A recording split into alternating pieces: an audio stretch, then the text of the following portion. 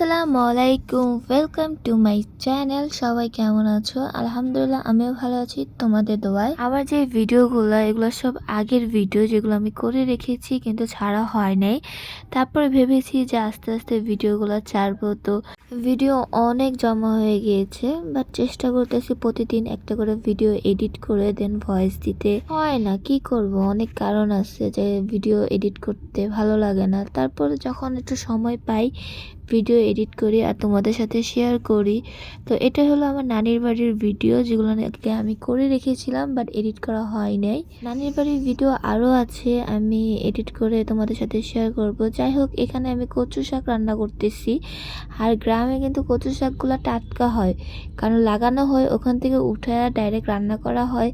বলতে গেলে এক ধরনের টাটকা শাক রান্না করা হয়। যাই হোক, আজকে কচু শাক ছিল আর হলো ভর্তা ছিল, আর এগুলো সব কিন্তু আমি করতেছিলাম। আর আমার মামি করতেছিল হলো পুতায়, পাতা পুতায়, এই যে ভর্তা যেটা, ওটা হলো আমার মামি করতেছিল। এখানে আমি ভর্তা করছি হলো ডাল ভর্তা আর হলো কচুর মুখী ভর্তা।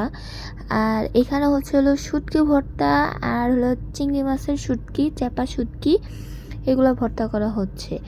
তো ভর্তা করার পরে লাস্টে একটু পাটায় ভাত মাখিয়ে নিয়েছি। আচ্ছা, তোমরা কে কে এই কাজটা করো? লাস্টে খাওয়ার পরে ভর্তাটা পাটায় মেখে তারপর সবাই মিলে খাওয়া, মানে এটা আলাদা একটা মজা। আমার কাছে খুবই ভালো লাগে এভাবে মাখিয়ে খেতে। আমি প্রায় সময় যখন ভর্তা করি তখন আমি আমার পাটায় একটু ভাত মাখিয়ে তারপরে খেয়ে ফেলি। যাই হোক, এখানে সব কিছু করা শেষ, রান্না করা শেষ, ভর্তা বানানো শেষ। তো এখন খাওয়ার টেবিলে বসে গিয়েছি খাওয়ার জন্য। তো আমার খালামুনি, আমার মামি আগেই বসে গিয়েছে, তাদেরকে আমি খাবার সার্ভ করছি। আর এখানে কিন্তু ভর্তা দেখাচ্ছি। এই যে আমার এখন খালামুনি আগে খাবে, তারপর সে রিভিউ দিবে।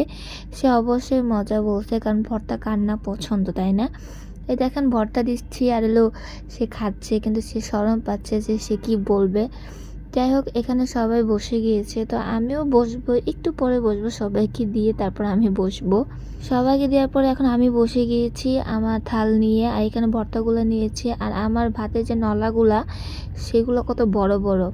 আসলে আমি তো বড় বড় করেই নিয়েছি, ইচ্ছা করে নিয়েছি। কেউ আবার দেখে কিছু মনে করো না, কারণ ভর্তা দেখে আমি আর লোভ সামলাইতে পারি না। আমার ভর্তা খুব পছন্দ একটা খাবার। যদি বলে যে মাংস আর ভর্তা পাশে, তাহলে আমি অলওয়েজ ভর্তাকে চুজ করব, কারণ ভর্তা হলে আমি 1 প্লেট না 2 প্লেট ভাত খেতে পারি।